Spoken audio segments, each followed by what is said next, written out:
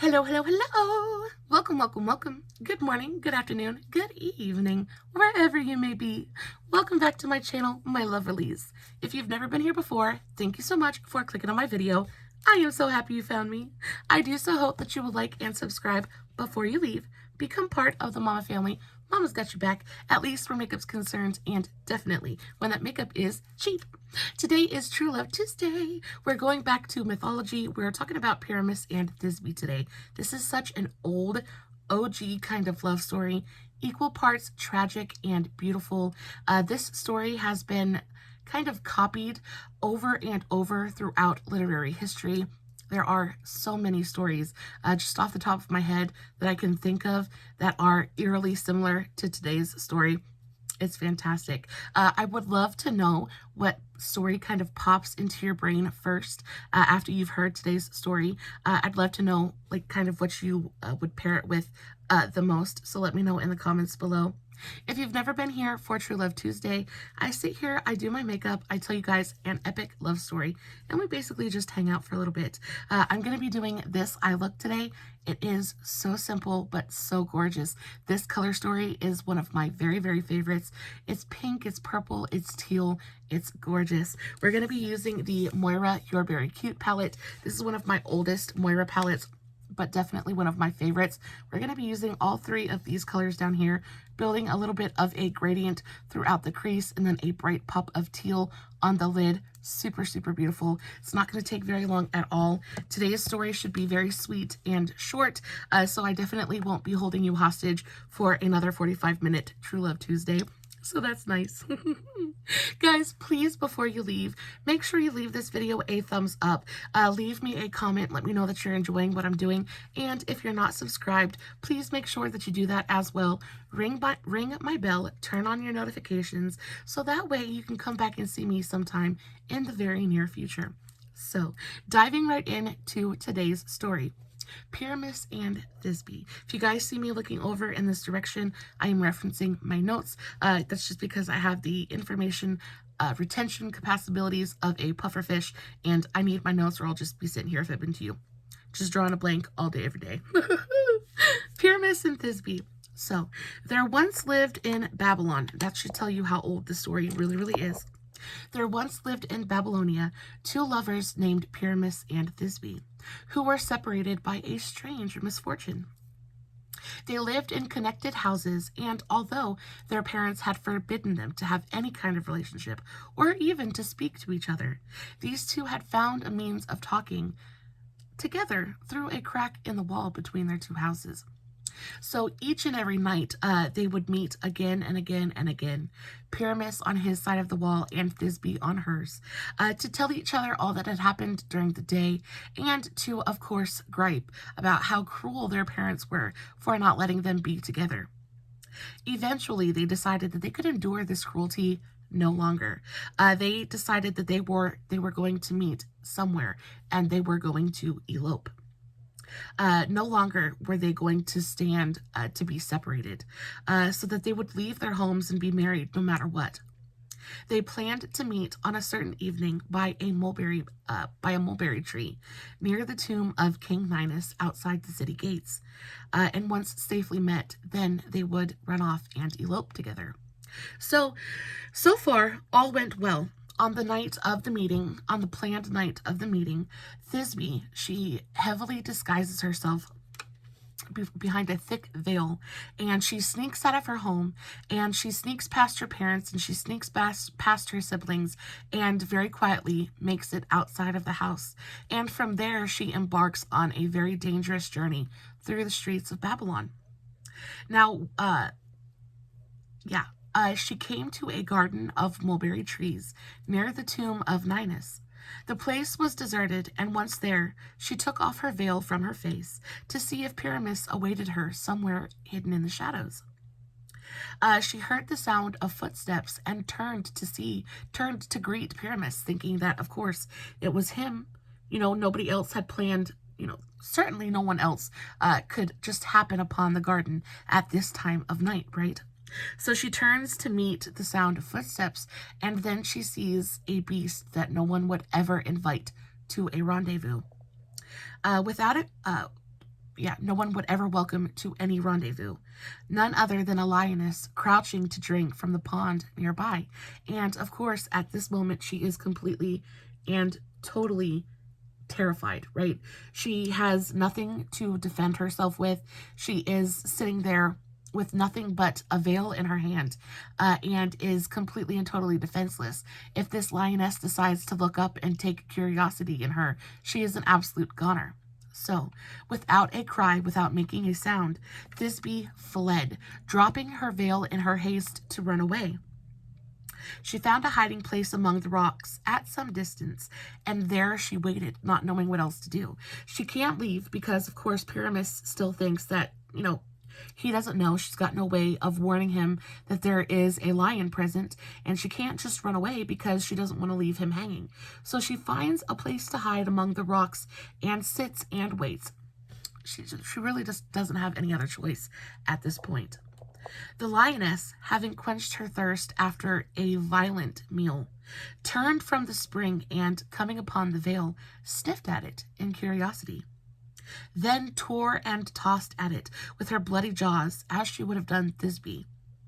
Then dropped the plaything and walked away back into the forest once again. Now, a kitty is a kitty, right? They are curious, kind of mean little things, right? And whether it's a big old kitty or a teeny tiny little one, they all pretty much act the same. So the lioness, in her mind, this is her territory. What is this strange thing just lying on the ground, right? And the different renditions of this story that I read, her violent meal had been an ox, right? So she just got done hunting. She's just had supper. She is super thirsty after all of the excitement of finding and tracking down dinner. And of course, lions don't really care about if they have stuff all over their face. And they're not really worried about cleaning up either. So after her drink at the pond, when she comes upon the veil, she is a drippy kind of gross mess. And then as soon as she picks up this veil, which I'm sure is made of incredibly fine lace or gauze, a gossamer kind of material, absolutely tears it to shreds. And on top of it, whatever was on her face transfers onto the veil. So as soon as she's done with the veil, she leaves it kind of sprawled, just kind of tattered and forgotten on the forest floor. And it looks as though whoever was wearing that veil, everything, all other trace of her is gone. And all that's left is, this kind of bloody mess on the forest floor. Not good at all. So it was but a little after this that Pyramus came hurrying to the meeting place, breathless with enthusiasm and excitement, to find Thisbe and tell her what had delayed him. But he found no Thisbe there. For a moment he was puzzled. Then he looked about for some sign of her, some footprint by the pool, some bend in the grass, something to tell him that she had been there, that she was present. And he doesn't find anything. So he goes, he takes a walk. He is searching to see if she is hiding somewhere, if she is, hidden in the shadows somewhere. But he does find the trail of some wild beast in the grass, and nearby a woman's veil, torn and stained with blood. He picked it up and knew instantly that it was Thisbe's. And of course, at this point in time, his mind is completely and totally racing. He is going into full-blown panic mode at this point. So she had come at the appointed hour, true to her word. She had waited there for him alone and defenseless, and she had been eaten by some beast from the jungle. As these thoughts rushed into the young man's mind, he knew such sorrow that he could endure no more. "Was it to meet me, Thisbe, that you came to such a death?" he cried. "And I followed all too late, but I will pay. Even now I come late, but I promise you it was not my fault." As he said this, the poor youth drew his sword and fell upon it, there at the foot of the mulberry tree which he had named as the rendezvous point, and his blood ran over its roots. During these very moments, Thisbe, hearing no sound, and a little reassured that the lioness had left, she left her hiding place, right? And of course, she's kind of like looking around, trying to see if the coast is clear. and came to the edge of the forest. She saw that the lioness had left the spring, and, eager to show her lover that she had dared all things to keep the faith, she came slowly, little by little, back to the mulberry tree. So she's being very, very cautious. She, of course, doesn't know if the lioness is truly gone or not, but she does know that at this point, Pyramus has got to be there. He's got to be waiting for her. So she very, very gingerly and not reluctantly, but she's being very careful, and she kind of tiptoes back to the meeting place. There she found Pyramus, according to his promise. His own sword was in his heart, the empty sheath by his side, and in his hand he still held her veil. Thisbe saw these things as if she were in a dream, and suddenly the truth awoke her. She saw the tragic misfortune of all, and when the dying Pyramus opened his eyes and fixed them upon her, her heart broke. At this point, it's basically the life that they could have had is flashing before both of their eyes, right? Because Pyramus isn't quite gone yet, and he opens his eyes after he's done this incredibly noble thing. To his mind, he's done this incredibly noble thing. He would prefer to not live at all if he had to live without her. And then, could you imagine to be him and then to realize that you've just given up you've just made the ultimate sacrifice for absolutely no reason? It's got to be completely and totally, like, heartbreaking, just absolute nightmare, an absolute nightmare. And suddenly the truth awoke her. She saw the tragic misfortune of all, and when the dying Pyramus opened his eyes and fixed them upon her, her heart broke. With the same sword, she stabbed herself, and the lovers died together. And, y'all, if this isn't Romeo and Juliet made over, I don't know what would be. It is extremely apparent to me that Mr. Shakespeare definitely knew of this story and kind of twisted it just a little bit to, you know, kind of based Romeo and Juliet off of this. It's almost identical.